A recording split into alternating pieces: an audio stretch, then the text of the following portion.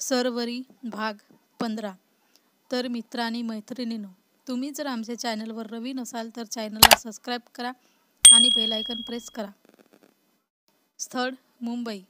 हल्ली सरू घरात नसल्याने अमनने स्वतःला कामात झोकून टाकले होते. घरी आल्यावर पुन्हा त्याला एकटं राहावे लागणार हे माहीत असल्याने तो असं करत असायचा. सरूसमोर जरीही तो स्ट्रॉंग असा दाखवत असला तरीही घरात आल्यावर मात्र तो हतबल व्हायचा. जास्तच सवय तिची त्याला लागली असल्याने त्याला एकांत नको वाटत असायचा. पण घरी तर जावे लागणार होते याचा विचार करून तो थोडा लेट घरी जायचा. सरूचे शो दिल्लीत चालू झाले होते. तो टीव्हीवर न चुकता ते पाहायचा. तिला असं डान्स करताना पाहून त्याचा थकवा कुठल्या कुठे गायब होत असायचा. आजही तो थोडा उशिराच घरी आला. बंगल्यात त्याने प्रवेश करताच पटकन रखुमाई आजी त्याच्या समोर येऊन उभ्या राहतात. तसा अमन त्यांना पाहून आतून सुखावतो. आजी, तुम्ही आहात म्हणून तरी मला एवढं काही वाटत नाही. नाहीतर हल्ली सरू नसल्याने घरात एकदम एकटं एकटं असं वाटतं. अमन आपले प्लेझर काढत म्हणाला. साहेब, घरात बाई माणसाचे स्थान वेगळंच असतं. आपल्या सरू मॅडम तर वेगळ्याच आहेत. जिथे जातील तिथे सर्वांना आपलंसं करतील. खूप छान स्वभाव आहे त्यांचा. मी कालच त्यांचा कार्यक्रम पाहिला. खूप भारी नाचल्या त्या. रखुमाई आजी जेवणाचं ताट डायनिंग टेबलवर लावत बोलत होत्या. त्यांचे ते बोलणं ऐकून अमन समाधानी होतं. आहेच ती तशीच, अगदी नावाप्रमाणे गुणगुण करणारी. अमन हसूनच फ्रेश व्हायला जाता जाता म्हणाला. त्याचं बोलणं ऐकून रखुमाई आजी हसते आणि आपलं काम करायला लागते. काही वेळात अमन फ्रेश होऊन कपडे बदलून खाली येतो. तो तसाच जाऊन चेअरवर जेवायला बसतो.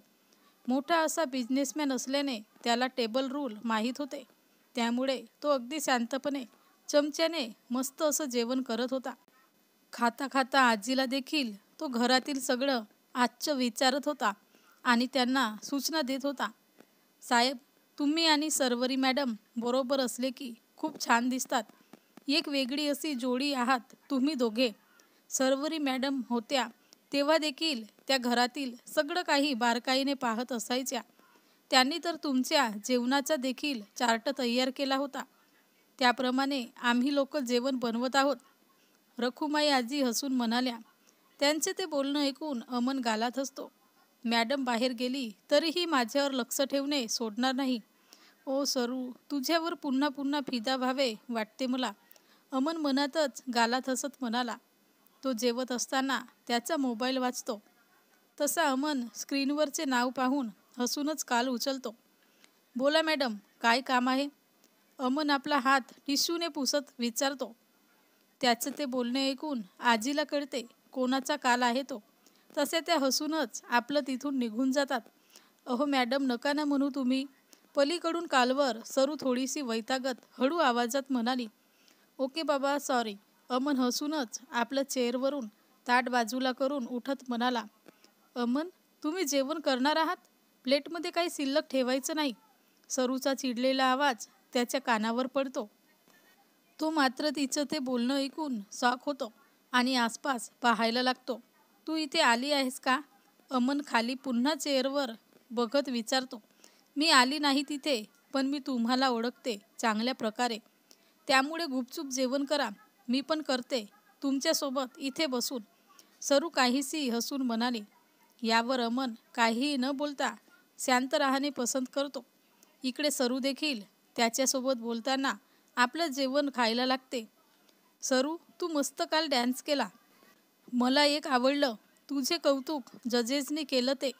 अमन तिचं कौतुक करत म्हणाला. थँक्यू अमन. जजेसपेक्षा तर मला तुमच्याकडून कौतुक ऐकलं की चांगलं वाटतं. नवऱ्याकडून ऐकणे वेगळं असतं ना, सरू आनंदात म्हणाली. आता जर तू इथे असली असती ना तर तुला किसच केलं असतं मी. एवढं छान छान बोलताना तुझ्या चेहऱ्यावर भरपूर क्यूट असे एक्सप्रेशन येत असतात आणि मला ते आवडतात. अमन खट्याळपणे हसत म्हणाला. पण त्याचं ते बोलणं ऐकून सरू लाजते.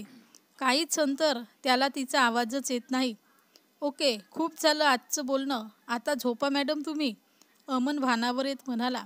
त्याचं बोलणं ऐकून सरू तिच्या रूममधील घड्याळाकडे पाहते. अहो गुड नाईट, लव यू पण तुम्हाला. खूप सारं मिस यू. सरू हसून असं बोलून लाजूनच फोन कट करते. तसा अमन तिच्या बोलण्यावर हसून मोबाईल ठेवतो. लव यू टू सरू, अमन त्याच्या मोबाईलच्या वॉलपेपरकडे पाहत म्हणाला. तो फोन बाजूला ठेवून पटापट आपलं जेवण करून बेडरूममध्ये झोपायला जात असतो की तेवढ्यात एक मुलगी त्याच्या घरात प्रवेश करते. हाय हँडसम, मला विसरला तर नाही ना? ती मुलगी हसूनच आपली बॅग सांभाळत म्हणाली. पण तिचं ते बोलणं ऐकून आणि तिला पाहून त्याच्या कपाळावर आठ्या उमटतात. हाय काजल, एवढ्या रात्री परपुरुषाच्या घरी यायला तुला काही वाटतं नाही का? अमन थोडंसं रागात पण शांततेत तिला विचारतो. लाज कसली? आपलं तर लहानपणी लग्न ठरलं होतं. तुला आठवत नसलं तरीही मला आठवतं ना? त्यामुळे आता मी इथे राहायला आली आहे. तुला जाणून घेण्यासाठी माझ्या काकांनी मला तुझ्याकडे पाठवलं आहे. काजल हसूनच म्हणाली. माझं लग्न झालं आहे काजल. माझ्या बायकोवर प्रेम आहे. त्यामुळे तू निघ इथून. नाहीतर पोलीस स्टेशनला कॉल करून रात्रीचे 1:30 वाजता माझ्या घरात येऊन धिंगाणा घालत आहे याची तक्रार करेन मी. मात्र त्याचं ते बोलणं ऐकून ती मुलगी शॉक होते. काय तुझं लग्न? काजल शॉकमध्ये अडखळत विचारते. हो, जे ऐकलं आहेस ते. लग्न काही खेळ नाही आहे. भातुकुलीचं लहानपणी ठरवून मोकळं व्हायला. लग्न म्हणजे 2 मनांचे मिलन असतं. ते जेव्हा होतं तेव्हा लग्न होतं. माझं आणि सर्वरीचे नाते तसं आहे. त्यामुळे आमचं लग्न झालं. तू देखील दुसरा मुलगा पाहून लग्न करून मोकळी हो, अमन म्हणाला. नाही, तू फक्त माझा आहेस. मी हे नाही होऊ देणार. तुझ्या घरातील लोकांनी मला सांगितले होते. काजल चवताळून रागात बडबडते. तिचा तो आवाज ऐकून रखुमाई आजी आणि घरातील बॉडीगार्ड तिथं येतात. ए दिवटे, तुला किती वेळा सांगितलं ग इथं येऊ नको?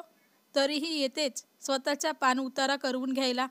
रखुमाई आजी आपल्या नऊवारी साडीचा पदर कमरेला खोचत म्हणाल्या.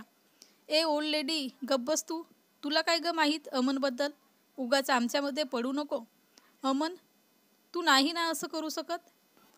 अरे आपण लहानपणीपासून एकत्र आहोत. तू त्या कुठल्या मुलीला घटस्फोट दे आणि माझ्यासोबत लग्न कर. आपण आनंदी राहू. काजल त्याच्याजवळ येत रडतच म्हणाली. पण तिचं ते बोलणं ऐकून अमन रागातच तिला पाहतो. अक्कल तरी आहे का तुला? काय बोलत आहेस? तुला तरी कळत आहे का काजल? आमचं नातं खूप पुढे गेलं आहे. मुळात आमचं एकमेकांवर भरपूर प्रेम आहे. आजवर जी फिलिंग मला सर्वरीसोबत आली ती कधीच कोणत्याही मुलीबरोबर आली नाही. माझ्या सरूला कुठली म्हणायचं नाही. ती मिसेस अमन आहे. अमन रागातच मिसेस अमन या शब्दावर जोर देत म्हणाला. त्याचं ते बोलणं ऐकून ती मोठ्याने ओरडते. अमन, तू माझा झाला नाही तर मी तुला कोणाचाच होऊ देणार नाही.